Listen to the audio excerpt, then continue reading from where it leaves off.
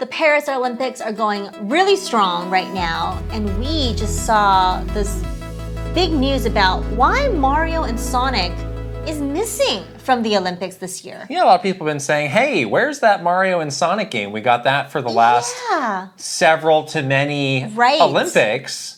And now maybe we have a bit of an answer about what has been happening here. Right. A tweet from one Lee Cocker, and we'll get into who he is in a moment, but I'll just read it first. For the people that are asking, there will be no Mario or Sonic games for Paris 2024. The franchise finished with Mario and Sonic at the Olympic Games Tokyo 2020. I know because I worked on all the games in the franchise. Oh, he does know. Take that. Take that. And, you know, when I saw this and I saw this starting to go around, I thought, Lee Cocker, that name sounds very familiar to me. And I went ahead and I refreshed my memory. And yeah, Lee Cocker worked at a company called ISM, which if you look them up, it's kind of unclear exactly what they do. But he was basically a liaison between Nintendo, Sega, and the International Committee. Yeah, so it definitely rung a bell. You know, we worked on many of these Olympic games. I'm like, that guy sounds familiar. So I knew immediately. I was like, yeah, this guy knows what he's talking about. And he went on. He just kept going. Lee Cocker was on one. Yes. FYI, the Olympic video game license is currently with Enway Games. They've released 2 Olympic Games titles. They have Olympic Games Jam for the previous Beijing 2022 Olympic Games, and then Olympics Go for this Paris Games. This is kind of like a mobile first game. It sounds like there is a PC version. You know, previously Sega also did a really big version based on the Olympics that was a bit more like a realistic, kind of like a simulation, like a realistic take. So they kind of had that balance of like, all right, we got Mario and Sonic. They're doing the more like, you know, cartoony versions, and then we also have more of the simulation-based thing.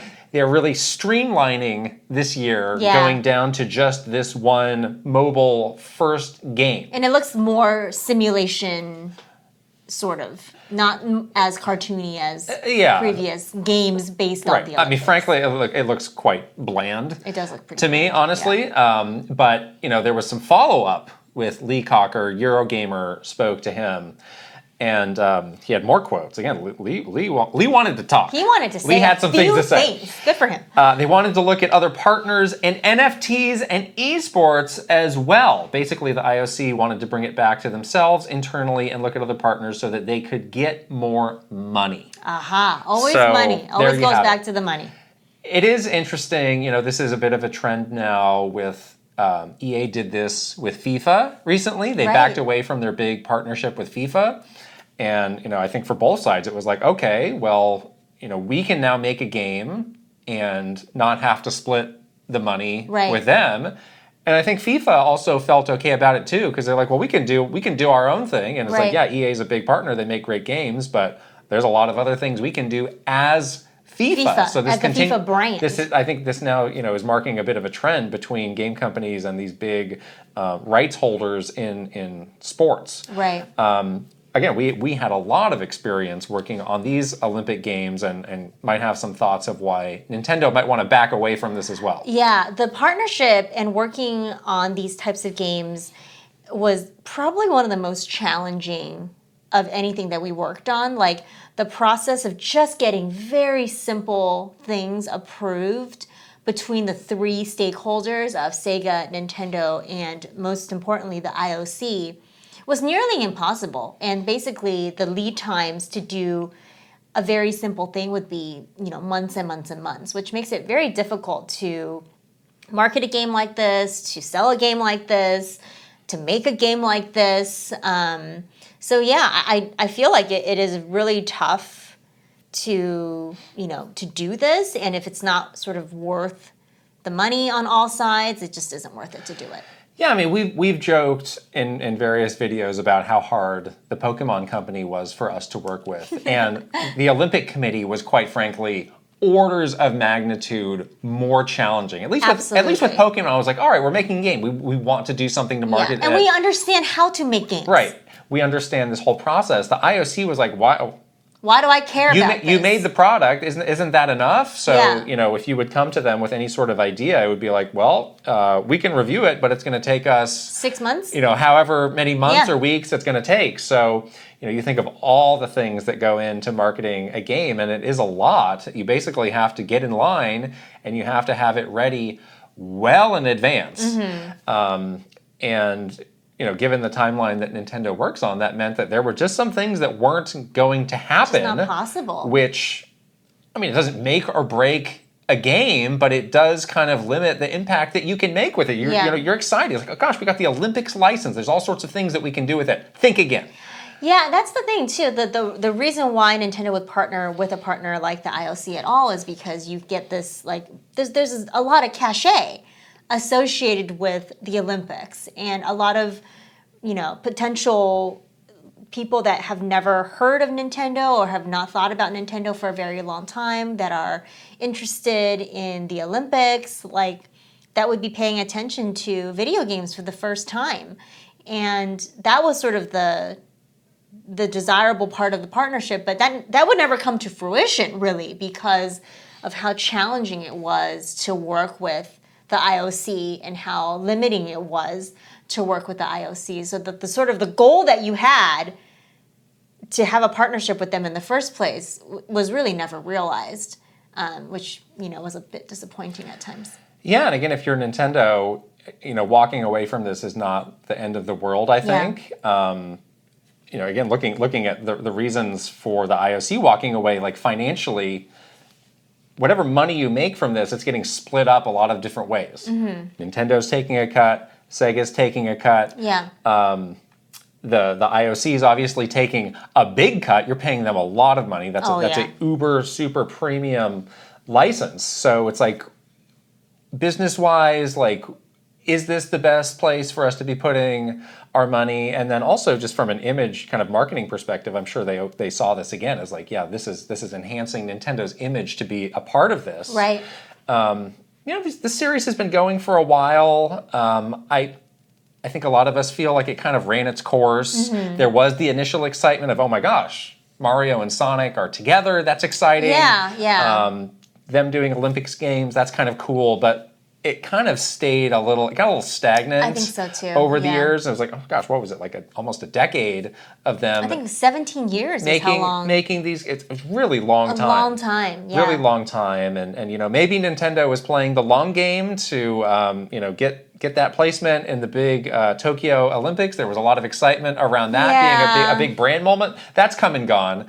So I think that also, reasons beyond its control, ended up being a real downer. Exactly. And it was really unfortunate, but maybe that is the best place to end this, is kind of back home for these two characters. Yeah. Even though that Olympics was awful. But it feels like the moment has passed. Yeah. For these games and for this partnership. Right. So I don't think that anybody at Nintendo is shedding a tear over this. They say, guess what? We've got, bigger fish to fry. We got bigger fish to fry. We've got dozens of other ideas, dozens of other potential partners that maybe could be more lucrative or better from us from a brand perspective. So, everybody involved in this is going to be just fine. Yes. Yeah. Except for maybe Sonic.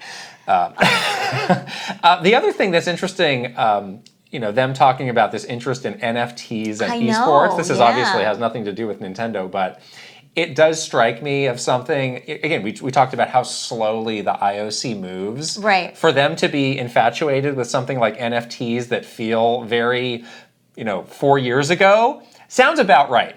Exactly. It's a very late reaction to a trend that also may or may not have passed, or is very up and down. Right.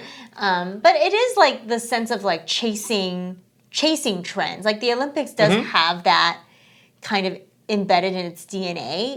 They frequently add, events to the Olympics that are trendy things or new things to stay. I mean, there's breakdancing, you were saying. Breakdancing is a big example of 2024. They added that into the Olympics this year, but it's like this desire for them to remain relevant, which is good. They should have that desire, to stay fresh, but they move so slowly that it always feels like they're, many, many steps behind. Right, so apparently there is some NFT integration into this game from Enway that was released for this summer games. It sounds like, again, like this ship has sailed. Like there was a spike in interest years ago, and it's basically a nothing now. And again, who knows? Like, it's possible that as part of the negotiation, they said to Nintendo, like, hey, these are some things that we think are big that we want you to think about integrating into the next game, and that's obviously going to be a non-starter for them. So it's like, we're going to be good. See ya.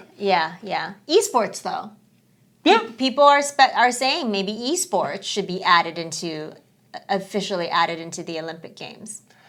Yeah, I mean, that could potentially be an area of expansion. I think I might feel a little bit weird about esports in the proper Olympics. Maybe that could be like a separate, the Olympics or something. Maybe. I don't know. I kind of want to vomit saying that. That's horrible. Yeah. But the E3 Olympics. Oh. Yeah. That I could definitely see them wanting to explore that more in the future. Yeah, maybe that could be. And who knows? Maybe at that point Nintendo returns. It's like that's what I'm saying. Okay, well you've got to we've got some games that are okay for competitive play. We know that you're going to uphold the standards of this, and you're going to be very rigorous of how you manage these games, and that's how we look at it too. So maybe we're back in business. Exactly, and it is nice to see that even though maybe there is no official Mario and Sonic game, there always seems to be some kind of video game cultural tie-in to the Olympics. Obviously for the big Tokyo Olympics, there was a huge cultural tie-in with video games just because Nintendo is in Japan, and there was a huge moment with Nintendo at the closing ceremonies in Rio announcing the Tokyo Olympics. And then this year there was the big Assassin's Creed sort of homage, right? So it does feel like video games have this cultural place at the Olympics, and I'm happy to see that. I think that feels very nice to have like that kind of relevancy with video games and with video games as entertainment. So I think that's good. I agree. I think that's good of them, kind of tapping into the broader cultural impact that these host countries have. Right. But it's kind of like when they start to veer a little too cynically into like, well, how are we getting those Gen Z kids? Or how are we getting whatever? Yes, exactly. That's where it's like, all right, you're maybe going a bit too deep here. Yeah. All right, what do you guys think? Will you miss Mario and Sonic at the Olympics? Have you played these games? Do you have a favorite version of these games? Let us know in the comments below, and let us know if you're enjoying watching the Olympics. See you guys later. Bye. Bye.